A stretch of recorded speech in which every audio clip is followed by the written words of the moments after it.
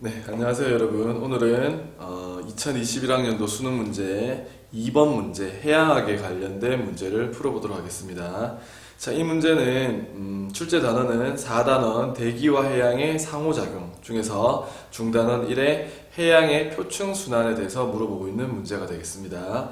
교육과정상에서 성취 기준은 대기의 대순환과 해양의 표층순환 관계를 주요 표층 해류를 중심으로 설명할 수가 있다가 되겠습니다. 네. 자, 2번 문항 보시면은 자료가 해석해야 될 자료가 두 개 제시되어 있는데, 첫 번째 칸은 우리가 표층 해류에 대해서 위도별 태평양에 형성된 표층 해류 A, B, C를 우리가 살펴보는 것이 되겠고요. 나는 해수의 물리적 성질 중에서 밀도와 관계된 내용들을 물어보고 있습니다. 그래서 우리가 이 2번 문제를 풀이하기 전에 먼저 대기 대순환에 의해서 영향을 받고 있는 표층 해류의 순환에 대해서 한번 정리를 해보고요. 그다음에 두 번째로는 해수의 물리적 성질 중 두 번째인 밀도라는 것에 영향을 미치는 수온과 염분의 변화에 대한 그래프를 해석을 먼저 해보고 문제를 풀이 한번 해보도록 합시다. 네. 자, 우리가 먼저 하기 전에 여기서 한번 써보도록 합시다. 자, 우리가 먼저 대기 대순환에 대해서 먼저 좀 알아봐야 되겠습니다. 우리가 대기 대순환의 모형은 위도별 받는 태양 복사 에너지의 차이 때문에 그 에너지의 흐름을 평균적으로 맞춰주기 위해서, 즉 저위도의 에너지를 고위도로, 과잉된 저위도 에너지를 부족한 고위도 지방으로 이렇게 이동시키기 위해서 작용하는 대기의 흐름이라고 생각을 해주면 되겠습니다. 그래서 우리는 대기 대순환 모형을 한번 그려보면은 얘가 이제 0도 적도가 될 거고 30도 N, 60도 N, 여기가 이제 북극이 되겠네요. 그리고 여기는 30도 S, 60도 S, 여기는 이제 남극이 되겠습니다. 그리고 여기가 서쪽이 되고 여기가 동쪽이 되겠습니다. 그래서 북극, 남극, 서쪽, 동쪽을 위도별로 이렇게 나눴습니다. 자, 우리가 지구의 자전에 의해서, 그러니까 태양 복사 에너지의 위도별 차등과 지구 자전에 의한 전향력 때문에 지구에는 세 개의 대기 대순환 모형 셀이 만들어지게 됩니다. 그래서 첫 번째는 이렇게 만들어지는 헤들리 순환이라고 하는 것이 있습니다. 적도에서 헤들리 순환 세포가 있습니다. 적도에서 뜨거워진 공기가 상승해서 30도 부근에서 뜨거운 공기가 내려가는 이렇게 순환하는 헤들리 순환이 있고, 그 다음에 극지방에 차가운 공기가 침강해서 이렇게 60도 부근에서 다시 올라가는 극순환 세포가 또 있습니다. 극순환 세포. 네. 그리고 30도와 60도 사이에는 직접 순환하고 있는 극순환 세포와 헤들리 순환 세포 사이에서 간접적으로, 열적 대류가 아니고 간접적으로 순환세포 운동을 하고 있는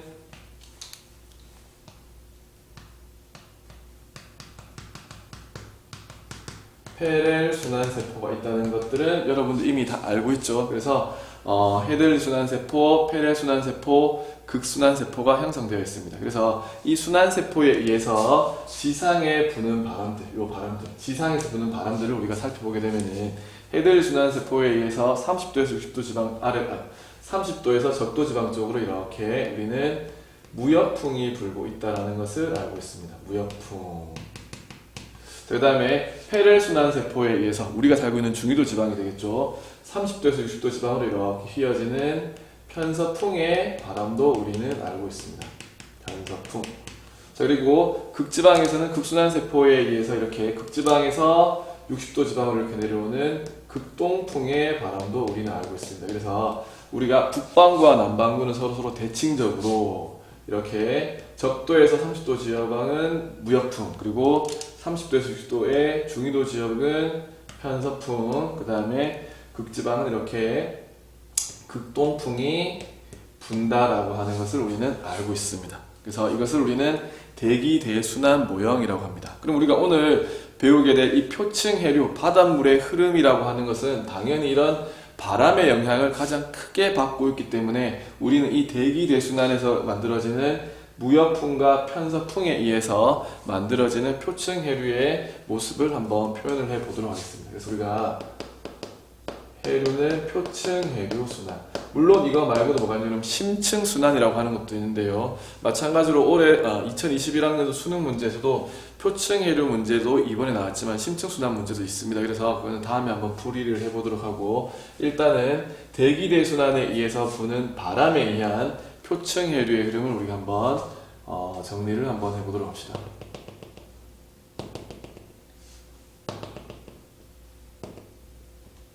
그래서 지구는 여기는 똑같이 적도지방, 그 다음에 여기는 30도 N, 60도 N, 30도 S, 60도 S라고 한번 해보도록 합시다.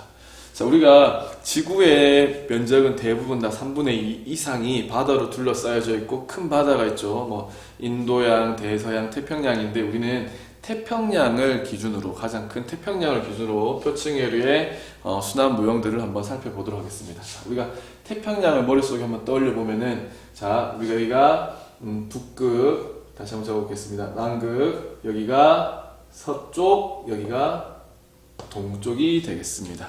그렇죠? 자, 그러면은 우리가 태평양의 동쪽 연안은 우리가 잘 알고 있다시피 북아메리카로 둘러싸여져 있습니다. 그리고 남반구는 어떻게 되어 있냐 그러면은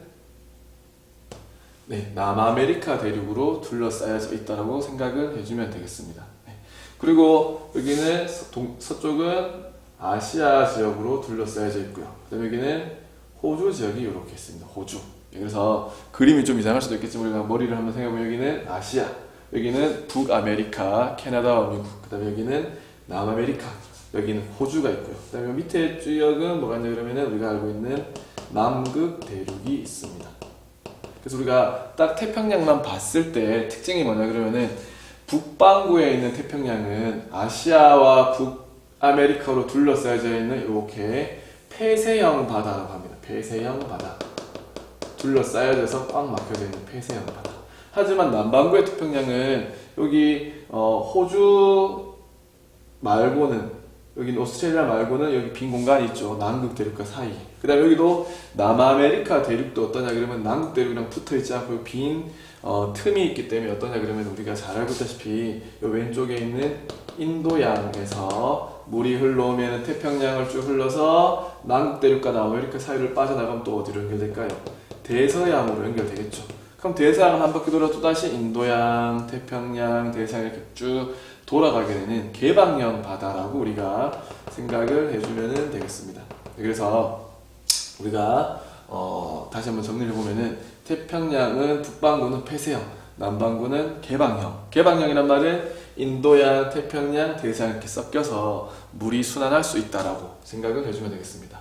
자, 그러면 우리가 일단은 해류의 흐름을 먼저 한번 살펴보게 되면은 해류는 바람의 영향을 가장 많이 받는다 했습니다. 그래서 우리가 적도 지역부터 보면은 이런 무역풍의 영향에 의해서 동해에서 서쪽으로 이렇게 무역풍이 불기 때문에 해류의 주된 흐름은 이렇게 움직이겠죠.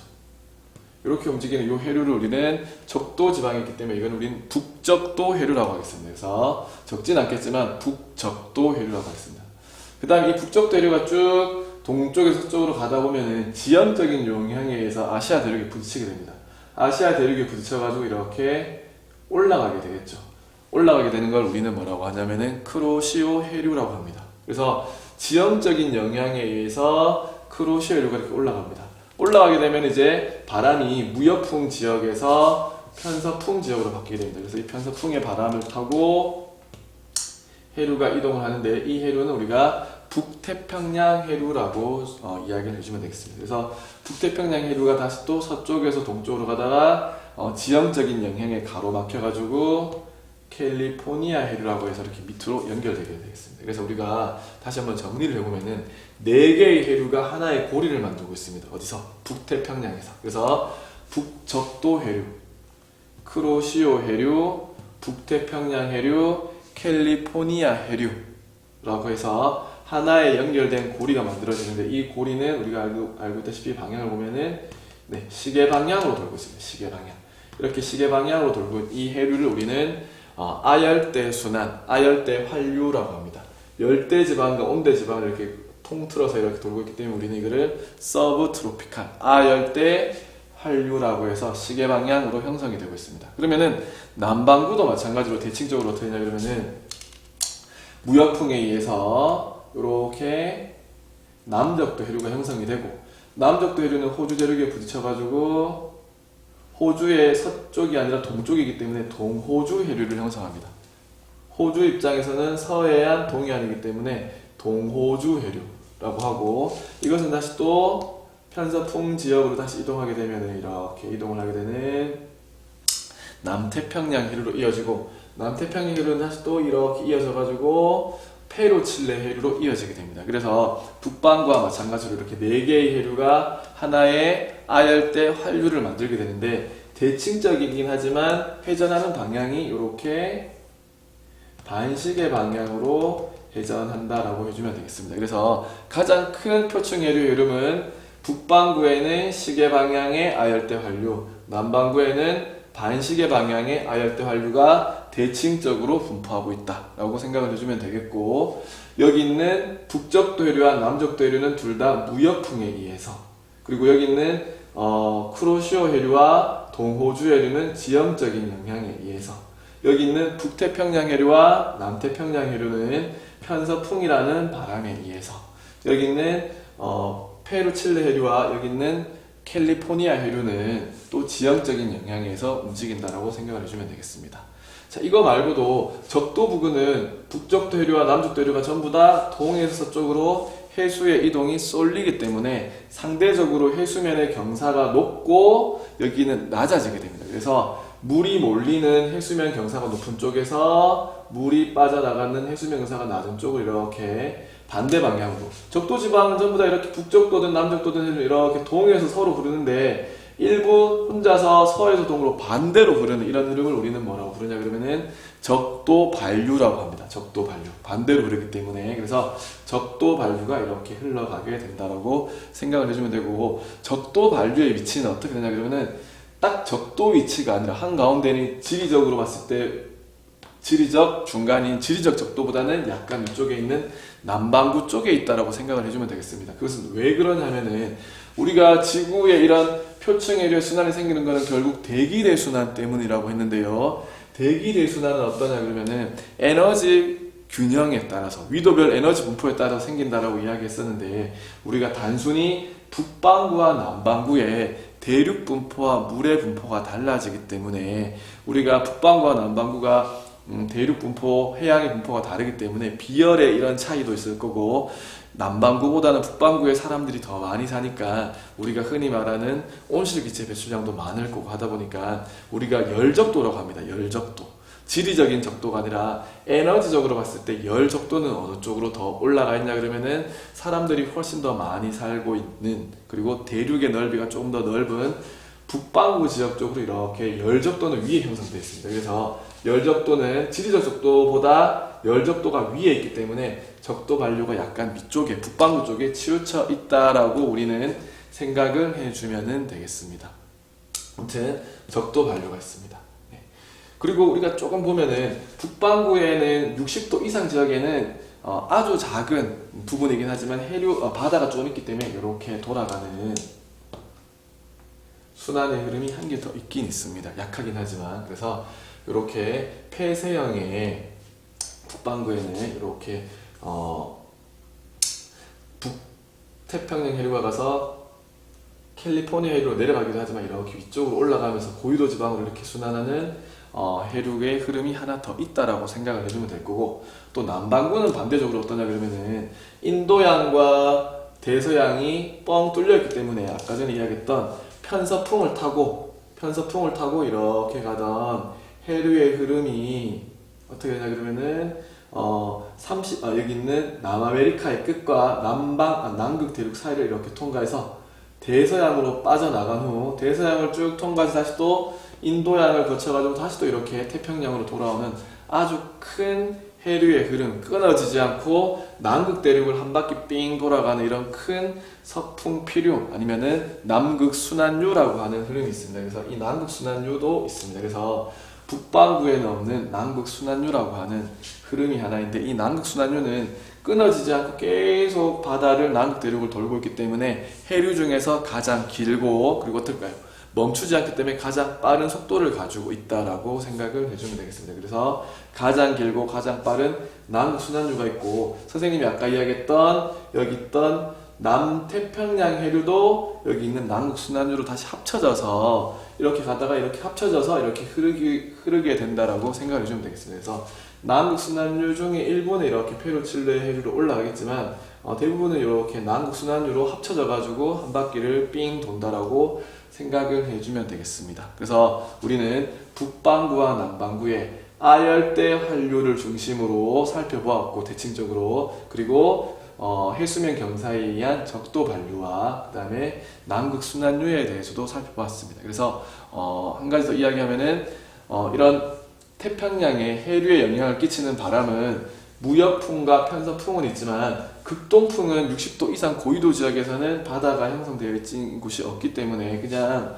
무역풍과 편서풍에 의해서 이렇게 형성이 된다고 보시면 되겠습니다. 그래서 여기 있는 남극순환류도 밑에 있기 때문에 이거 극동풍 영향 아니야 라고 하면 안 되고, 얘도 전부 다 편서풍의 영향을 받고 있는 남극순환류라고 하는 것도 기억을 해주면 되겠습니다. 자, 그 다음에 한 가지 더 선생님이 이야기할 것은 뭐냐 그러면은, 자, 우리가 이렇게 아열대 환류를, 북반구 아열대 환류를 살펴보게 되면은 이렇게 4개의 해류가 시계 방향으로 돈다라고 했는데요. 우리가 한 가지 더 고려를 해줘야 될 거는, 지구는 어떠냐 그러면은 가만히 있는 상태가 아니라 서에서 동으로 자전운동을 하고 있습니다. 쉬지 않고. 그래서 우리가 단순하게 봤을 때 수조에다가 물을 받아놓고, 저희가 수조의 서쪽이고 여기가 서조의 동쪽입니다.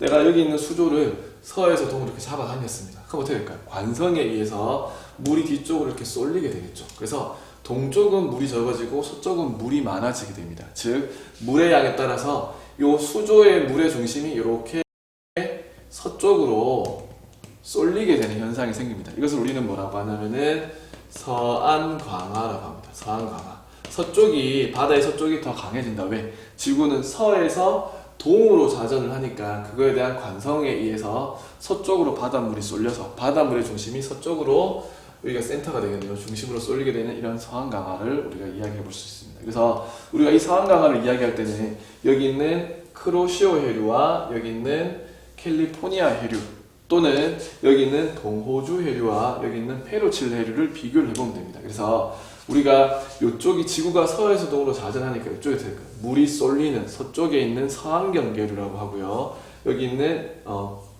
이 동쪽에 있는 해류를 우리는 동안경계류라고 합니다. 그래서 해수의 중심이 서쪽으로 쏠리다 보니까 어떻게 될까요? 서안경계류는 물의 양이 많아지겠네요. 그리고 상대적으로 동쪽에 있는 동안경계류는 물의 양이 적어지게 됩니다. 그래서 우리가 이 물의 양을 우리는 유량이라고 하는데요. 유량, 물의 양, 흘러가는 물의 양. 서안경계류는 물의 양이 많습니다. 여기는 물의 양이 적어지겠죠. 중심이 서쪽으로 쏠리게 되니까. 유량이 많으면 유속은 어떻게 될까요? 물의 양이 많으니까 유속은 빠르다. 여기는 물의 양이 적으니까 상대적으로 느리다. 그렇죠. 그래서 여기는 많은 물의 양이, 여기는 어떻게 되냐 그러면은 좁고 깊게 흐릅니다. 좁고 깊게. 폭은 좁고 깊이는 깊게. 여기는 상대적으로 어떻게 될까요? 넓고 얇게. 폭은 넓고 수심은 얕게 흘러가는 흐름을 볼 수 있습니다. 그리고 서안경계류에 있는 대표적인 이 크로시오 해류는 우리가 뭐라고 하죠? 난류라고 합니다. 크로시오 난류. 그리고 여기 있는 캘리포니아 해류는 우리가 뭐라고 하냐면은 캘리포니아 한류라고 합니다. 우리가 난류와 한류는 에너지를, 따뜻한 에너지를 차가운 고위도 지역으로 차가운 고위도 지역으로 이동하는 이 물의 흐름을 난류라고 하고요. 반대로 차가운 에너지를 따뜻한 쪽으로 옮겨시켜주는 거, 이걸 우리가 한류라고 합니다. 그래서 따뜻한 물을 이동시키면은 난류, 차가운 물을, 고위도 지방에서 차가워진 물을 따뜻한 지역으로 이동하는 것은 한류. 그래서 크로시오 난류, 캘리포니아 한류라고 하는데, 당연히 얘는 난류이기 때문에 어떨까요? 수온이 높습니다. 수온이 높고 특징이 또 뭐냐 그러면 염분도 높은 특성을 보이고 있습니다. 상대적으로 캘리포니아 한류는 어떠냐 그러면은 수온은 낮고 염분은 낮은 특성이 있으니까 이것도 꼭 한번 알아보도록 합시다. 그래서 크로시온 한류는 고온, 고염분, 누구보다? 얘보다. 캘리포니아 한류는 저온, 저염분이다라고 우리가 기억을 한번 해주면 좋을 것 같고요. 뭐 추가적으로 더 이야기하면은 크로시온 한류 같은 경우는 수온이 높기 때문에 어떨까요? 용존산소량은 수온에 반비례하기 때문에 용존산소량이 낮다. 수온이 높으니까. 용존산소량이 낮으면은 뭐 플랑크톤 이런 것들이 더 적게 번식을 하겠죠, 그죠? 상대적으로 어떠냐, 여기는 한류이기 때문에 차가운 물이기 때문에 용존산소량이 높아서 플랑크톤 같은 것들이 많다라고 해주면 되겠네요. 그렇죠? 예. 그래서 우리가 이렇게 서한 경계류와 동한 경계류의 특징도 한번 살펴봐서 비교를 통해서 한번 살펴보았습니다. 그래서 우리는 표층 해류, 대기대 순환에 의한 표층 해류와 서한 강화에 따른 서한 경계류와 동한 경계류에 대해서 한번 살펴봤습니다. 네, 이어서 이제 우리가 두 번째로는 해수의 물리적 특징 중에 하나인 밀도에 대해서 한번 살펴보도록 하겠습니다. 그래서 우리가 해수의 밀도는 수온에는 반비례하고 염분과 수압에는 비례 관계에 있다라고 이야기해 주면 되겠습니다. 첫 번째 수온입니다. 당연히 수온이 올라가면 올라갈수록 물도 팽창하면서 밀도가 작아지게 되겠죠. 그래서 수온은 밀도에 반비례한다라고 해주면 되고, 이 수온 자체는 어떠냐 그러면은 또 어떻게 되냐면 위도에 반비례가 되겠죠. 그래서 우리가 저위도일수록 따뜻한 수온을 가지고 있고 위도가 올라갈수록 수온이 떨어진다라고 생각을 해주면 되겠습니다. 자, 그래서 두 번째 요소는 뭐냐 그러면은 염분입니다. 염분은 해수에 녹아있는 염류의 양으로서 염분은 당연히 순수한 물보다는 밀도가 높기 때문에 염분이 많으면 많을수록 해수의 밀도는 올라가게 되겠습니다. 그래서 우리가 염분은 증발량 마이너스 강수량에 비례한다라는 거 다 알고 있죠. 그래서 위도 30도 부근, 우리가 중위도 고압대라고 하는 위도 30도 부근은 증발량은 많고 강수량은 고기압 지역이라서 구름이 형성되지 않기 때문에 강수량은 적어서 증발량은 많고 강수량은 적어서 염분값이 높다라는 걸 알 수 있습니다. 네.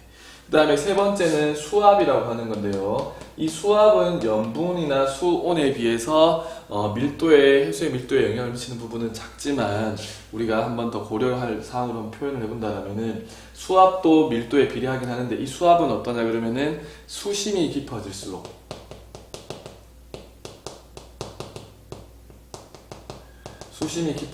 어떠냐 그러면은 수압도 증가한다라고 해주면 되겠습니다. 그래서 수심이랑 수압은 비례 관계에 있다라고 생각을 해주면 되겠습니다. 아무튼 우리가 해수의 밀도에 영향을 미치는 세 가지 요인으로는 수온, 염분, 수압 외에도 뭐가 있냐 그러면 우리가 고위도 지방에서 빙하가 만들어지는 거 아니면 빙하가 녹는 거, 이걸 우리가 뭐라고 하냐면은 결빙 또는 해빙이라고 하는데요. 결빙이라고 해서 빙하가 만들어지게 되면 어떻게 될까요?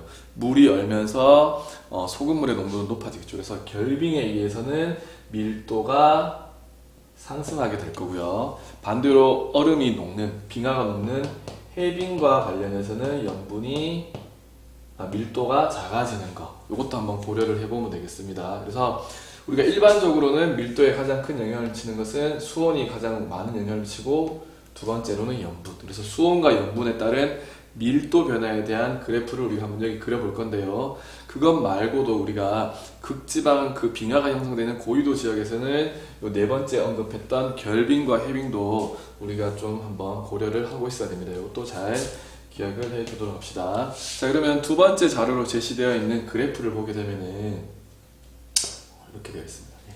어떤 그래프냐 그러면은 X축 값은 수온이라 그래서 수온이 올라갈수록 30도, 밑으로 내려갈수록 10도 이렇게 작아지는 겁니다. 그래서 중간은 20도, 이런 식으로 수온 분포를 나타내고 있고요. Y축 값은 뭐냐 그러면 염분의 값을 나타내고 있습니다. 그래서 바다의 평균적인 염분 값들을 비교했을 때 여기가 34%밀, 33%밀, 여기를 35%밀, 이렇게 해서 우리가 그래프를 한번 해석을 해보도록 합시다.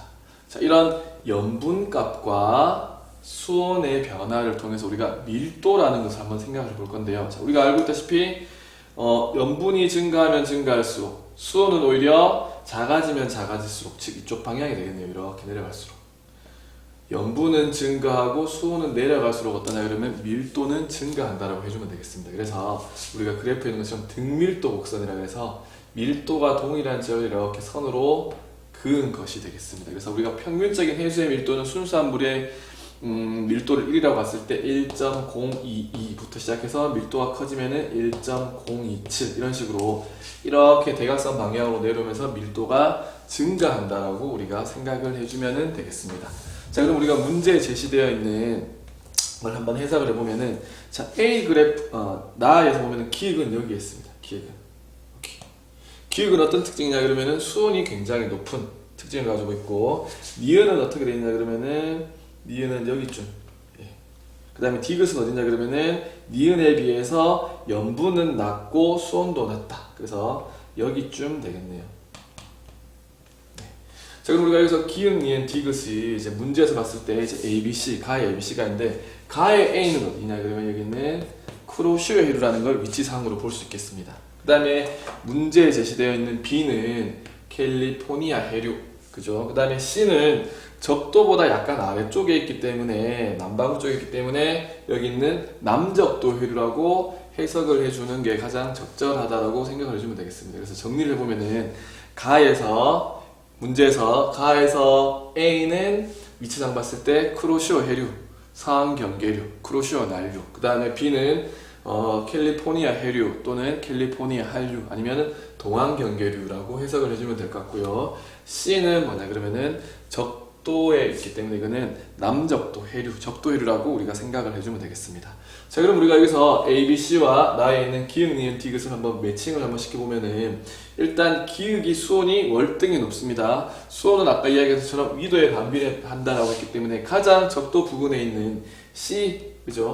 A, B, C의 해수 중에서 남적도 해류에 해당하는 C가 요 기역의 그래프에 해당한다라고 생각을 하면 될 거고요. 그러면 A, B 중에서 봤을 때 아까 전에 A는 서항경계류로서 고온 고염분이라 했으니까 니은이 상대적으로 더 고온 고염분이기 때문에 A가 니은, 그 다음에 B가 뭐가 되냐 그러면은 디귿, 이렇게 생각을 해주면 되겠습니다. 그래서 A, B, C와 기역, 니은, 디귿을 매칭시켜주면 되고요. 여기서 해석할 수 있는 것으로 봤을 때 밀도는 누가 제일 크냐 그러면은 이렇게 내려올수록 이게 등밀도 곡선상에서 봤을 때, 그죠? 가장 아래쪽 곡선에 해당하는 게 이제 밀도 순으로 정리하면 밀도는 디귿, 니은, 기역 순으로 밀도가 형성된다라고 우리가 생각을 해주면 되겠습니다. 네. 자, 그러면 문제로 한번 들어가서 풀어보도록 하겠습니다. 자, 기역 A의 관측값은 니은이 되겠습니다. A의 관측값은 니은이다라고 하면은 맞는 말이 되겠네요, 그죠? 니은은 맞습니다. 니은의 A, B, C 중 해수의 밀도가 가장 큰 것은 디귿이니까 B 해역이다. 맞겠죠? 그 다음에 C 해역에 흐르는 해류.